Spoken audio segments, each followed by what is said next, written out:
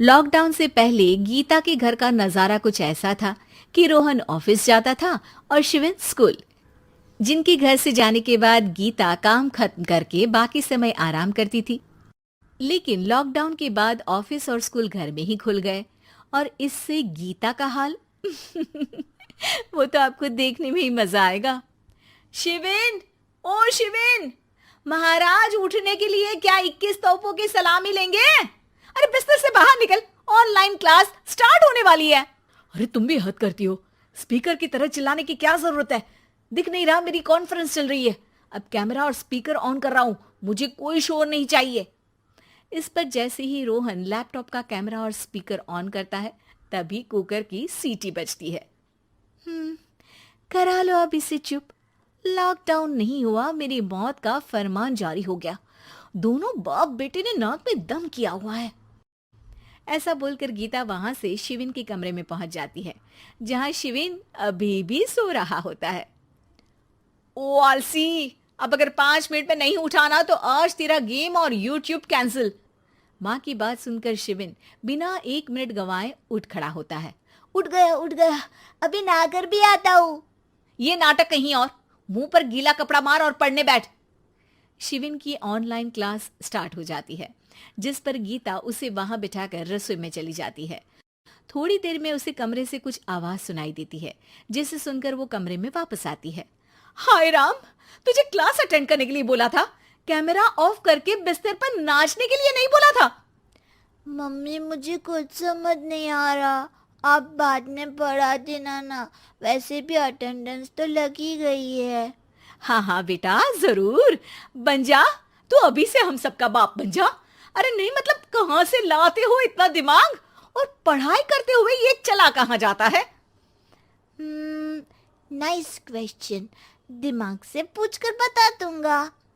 शिविन की बातों से परेशान होकर गीता उसे मारने के लिए जैसे ही आगे बढ़ती है तभी वो कमरे से बाहर भाग जाता है। अब शिविन आगे आगे और गीता हाथ में चप्पल पकड़े उसके पीछे पीछे पूरे घर में दोनों घूम रहे होते हैं। इसी बीच वो रोहन के पास पहुंच जाता है और शिविन को मारने वाली चप्पल रोहन के लैपटॉप पर जाकर गिरती है। ओए माँ!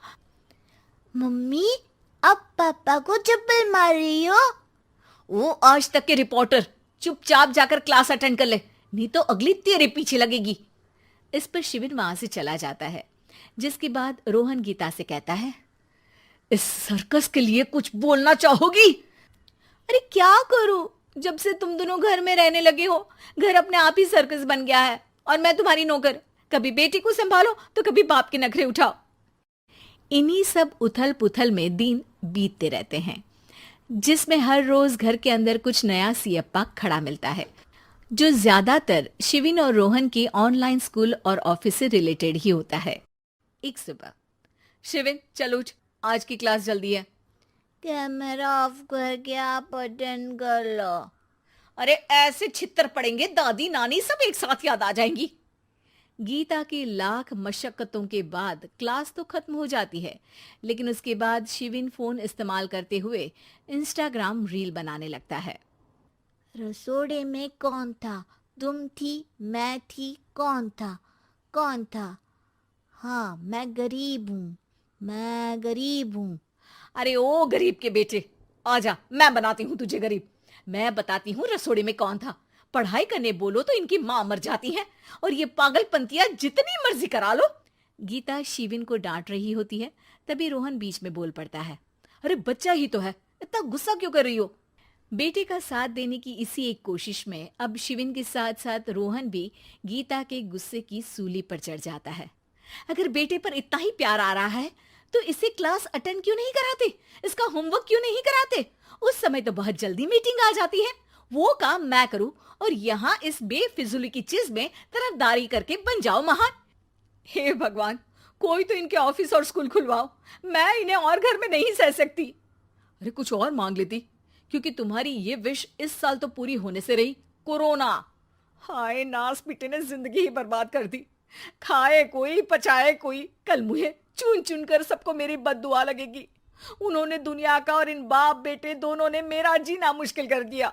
गीता वहां से चली जाती है, जिसके बाद रोहन शिविन से कहता है, अरे तुम्हारी मम्मी इतनी भड़की हुई क्यों है? आपकी वजह से पूरा समय घर में रहते हो और उस पर कोई काम कराने की जगह बस ऑर्डर देते रहते हो। अच्छा बेटे, सारा इल्जाम मुझ पर? पूरा दिन तो वो तुम पर ही चिल्लाती है। हाँ, मतलब दोनों का 50-50 है, कुछ करना पड़ेगा। वो कहते ना, make the best out of worst. I have an idea. वैसे तुम्हारी माँ सही कहती है, बहुत जुबान चलाने लगे हो, कम बोला करो। अगली सुबह रोहन और शिविन अपनी गलती को सुधारने के लिए गीता के उठने से पहले घर का आधा काम खत्म कर देते हैं, जिसे देखकर गीता खुश हो जाती है और फिर बाकी बचा काम वो तीनों मिलकर पूरा कर लेते हैं। जिसके बाद अब वो सब मिल बांट कर हर काम में एक दूसरे की मदद करते हुए लॉकडाउन का मजा लेने लगते हैं।